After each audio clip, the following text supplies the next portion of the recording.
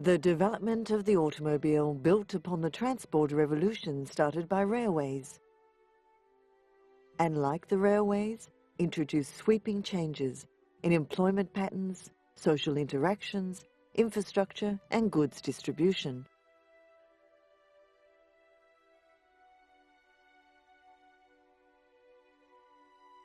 The automobile is one of those inventions that can be credited to many different inventors.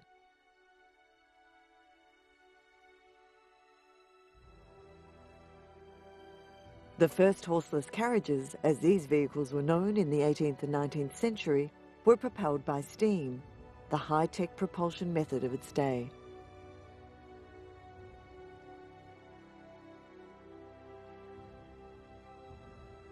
Over the course of the 20th century, the automobile rapidly developed from an expensive toy for the rich into the de facto standard for passenger transport in most developed countries.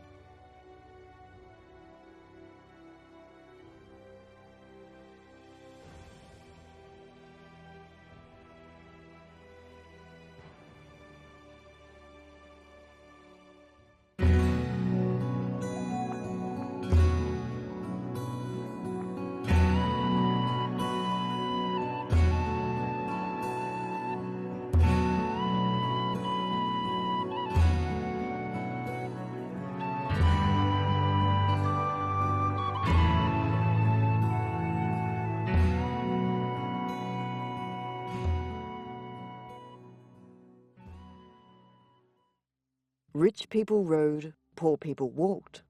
Horses, carriages, bicycles and cars. That's the way it was. Since the earliest days, motoring has never been exactly cheap. At first it was only the wealthy and the brave who could afford to dispense with their horse-drawn carriages and take up with the infernal combustion engine. But transport continued to be defined by money. The wealthy rode or flew, the poor walked or pedalled. Then Mr. Ford came along and revolutionized the world. He drove the first Ford car in 1896 and started building the iconic Model T in 1908. He doubled wages, gaining the expertise of the best mechanics. He invented the moving production line, and he forced down the cost of entry into motorcar ownership. The first Tin Lizzies cost $825, but 8 years later, the price was $360. By 1918, over half the cars in America were Model Ts, and when production stopped in 1927, over 15 million had been built, a record which stood for over 45 years.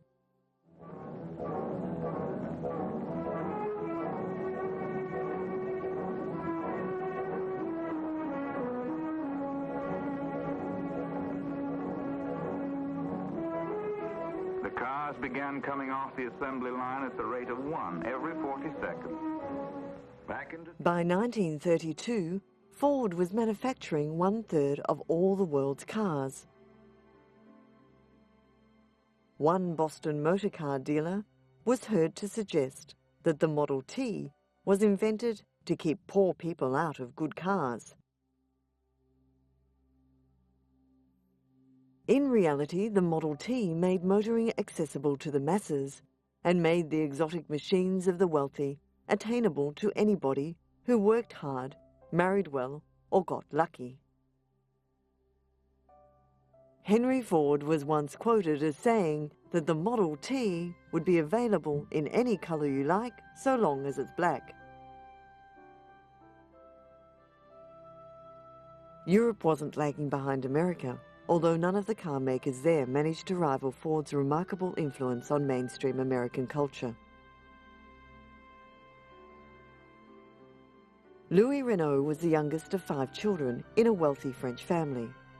After his army service, he built a 4-wheeled small car, equipped with one of his inventions, a 3-speed gearbox with reverse. The first little car, the Renault Type A, made Louis Renault a manufacturer. When he won a bet with friends that it could drive up a steep street in Montmartre, he received 12 orders for the car. In 1905, Renault became a mass producer, with an order of 250 taxicabs. In 2 years, there were more than 1,500 Renault taxis on the streets of Paris, and more were exported to London, New York, and Buenos Aires.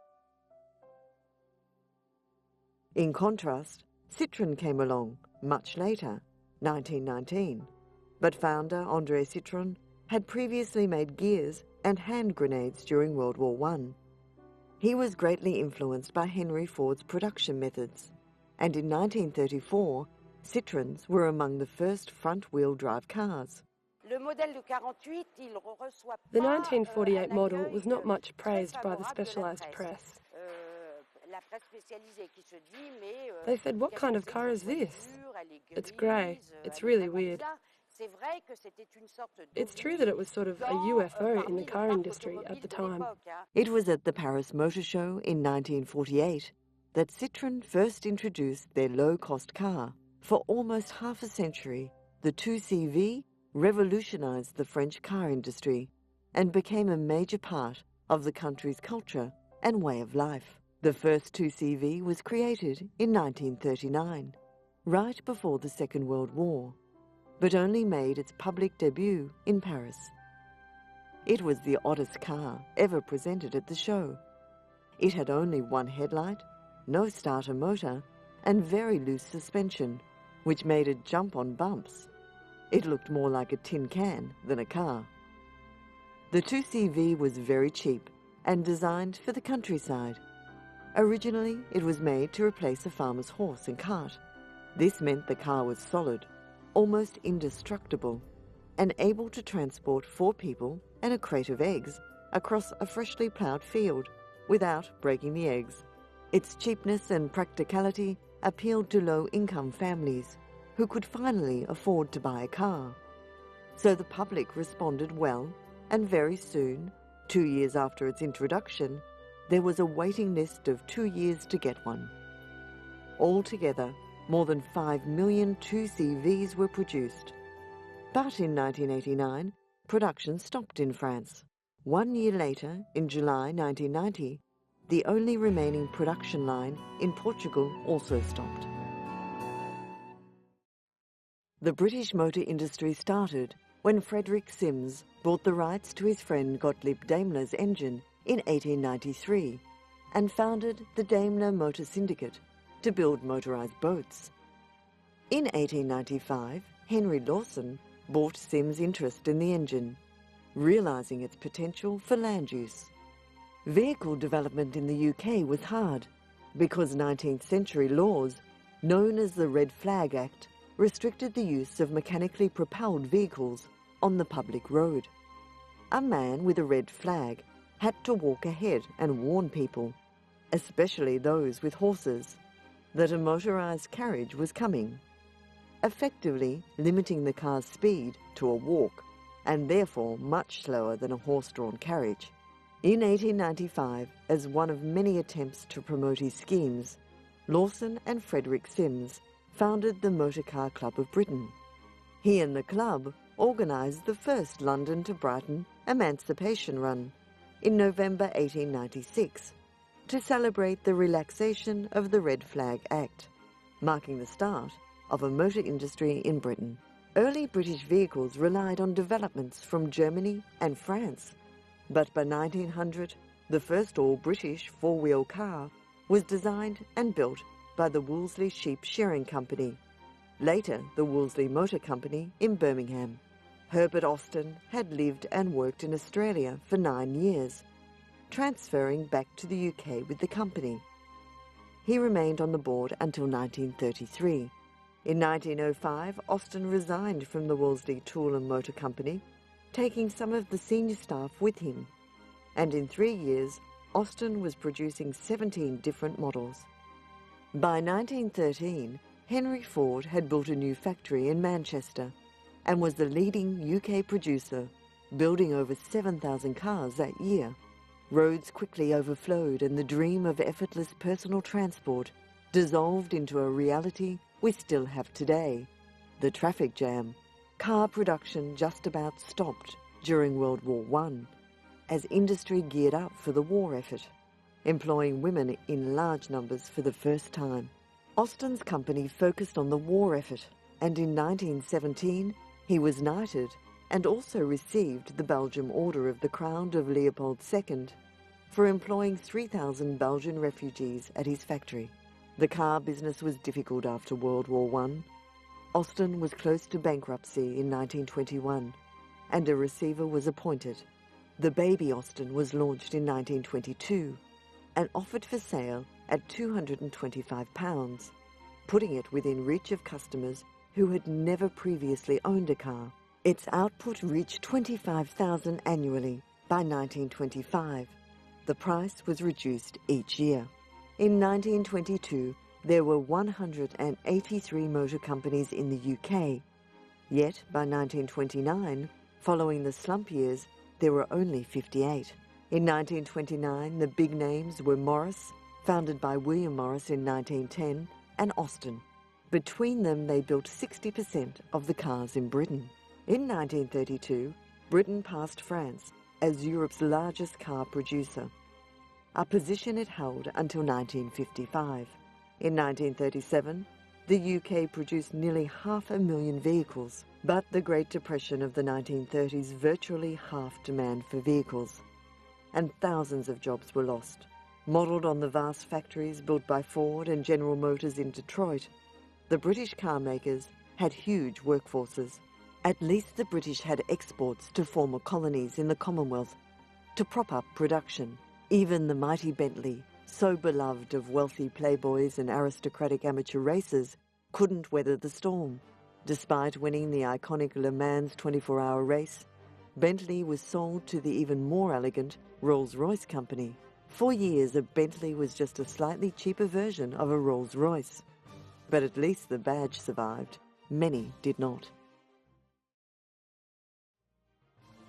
Over in Germany, where the very first car was built by Carl Benz in 1885, another people's car was to rise from the ashes of the Second World War, the Volkswagen. Unkindly called the Beetle because of its shape, the name stuck, and the rear-engine car became an icon for a generation. It was designed by an engineer whose next project would make his name revered by enthusiasts around the world, Dr. Ferdinand Porsche. His sports cars would dominate racing and define luxury high-performance driving for decades. During the 1960s and early 1970s, Volkswagen advertising campaigns and a reputation for reliability and sturdiness helped Beetle sales figures to rocket up. In 1972, production passed the level of the previous record holder, the Ford Model T, and by 1992, over 21 million Beetles had been produced. Beetles were built in Ireland, Thailand, Indonesia, South Africa, Australia and Nigeria, as well as huge numbers in Mexico and Brazil. In 1962, a slightly modified Beetle set a new record for driving around Australia. The Beetle is popular with customers throughout the world, not only because it's cheap and easy to work on, but because the body can be personalised or even removed entirely to make sun-loving beach buggies and off-road races. A whole generation, thousands of racing drivers started their quest to reach Formula One in single-seated Formula V races using Beetle engines, wheels, brakes and suspension. Another German manufacturer that was resurrected from the ruins of World War II was NSU, who built motorcycles and scooters and made the natural progression to small lightweight cars. The Prince was built in large numbers between 1957 and 1973. The early cars were noisy and slow, but improvements were made throughout the Prince's 16-year life cycle.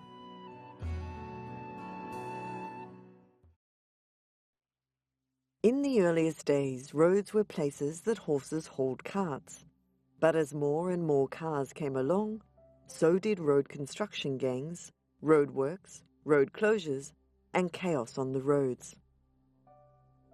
From packed earth to hand-laid wooden blocks, cobblestones to concrete, and eventually poured and rolled hot mix, a byproduct of making petrol, roads became more durable.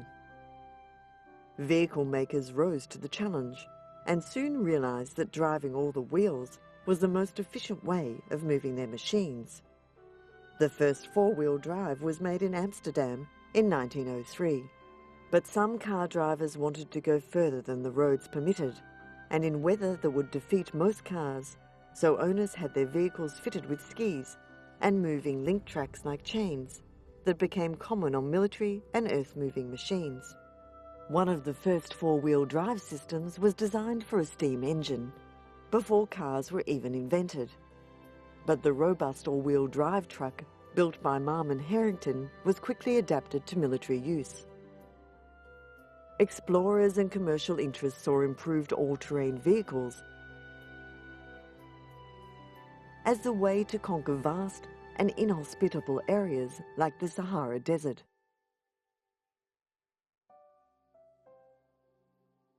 Caravans of camels would soon be sharing the desert with convoys of wheeled vehicles. Though the camels would sometimes be needed to free vehicles trapped by the shifting sands. If necessity is the mother of invention, then warfare is its father. All it takes for technology to make huge leaps is a war. And the world of automobiles is no different. The Second World War spawned what is now known as the Jeep.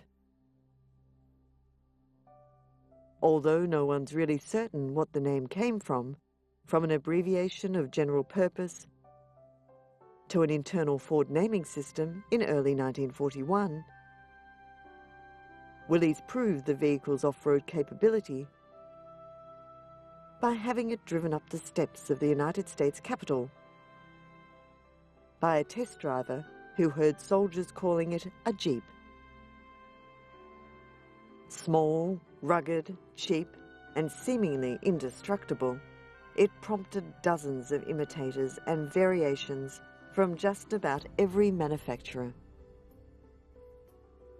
Even once the war was over, vehicle development continued, with trucks being made to carry more load over rougher ground and at higher speeds. The British Army even experimented with a gas turbine-powered armoured vehicle and weren't shy about demonstrating what their fighting machines could do. So too the Americans, keen to find out just how far these rugged, all-terrain runabouts could be pushed,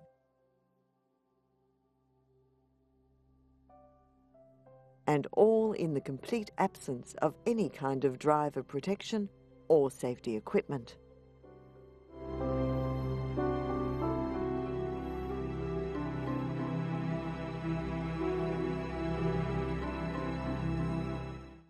And after the war, when there were lots of surplus Jeeps left at the end of hostilities, keen drivers did what comes naturally. They raced them. This is probably the only time in motorsport where a dog is allowed to be carried as a passenger, and where you are encouraged to soak your rivals.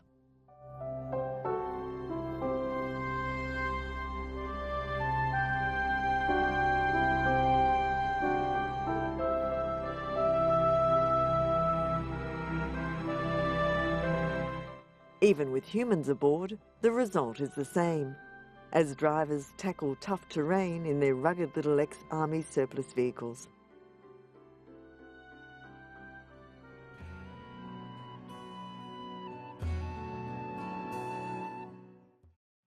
Modern developments have seen the switch from combustion to electric engines.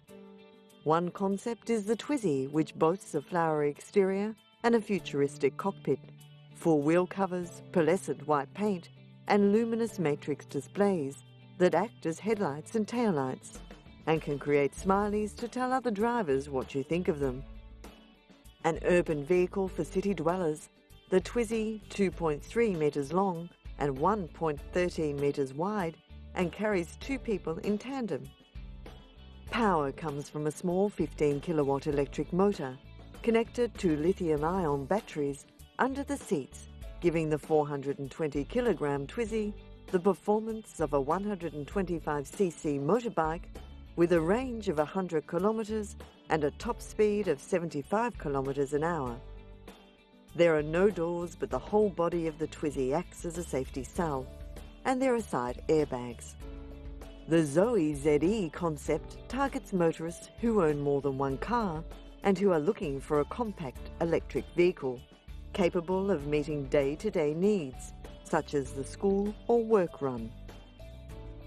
Like most concept cars, Zoe has some odd touches.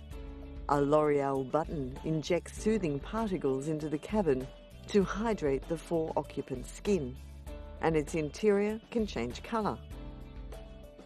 Zoe is 4.1 metres long, rides on 21-inch wheels, and is powered by a 70 kilowatt electric motor. In Renault's view of the electric car world, the driver has 3 options when it comes to filling up on energy. A standard charge takes between 4 and 8 hours via a charging socket on the outside of the vehicle. A quick charge in 20 minutes using the same socket at specific charging points or their exclusive quick drop system. 3 minutes at a rapid battery exchange station. Renault has put 4 electric concept cars on the menu in recent years, vehicles it intends to bring to full production by 2012. Man is a fortunate species. Over thousands of years, our intelligence has given us tools and technology, art and science, society and civilization. We now possess a treasure house of man's great achievements.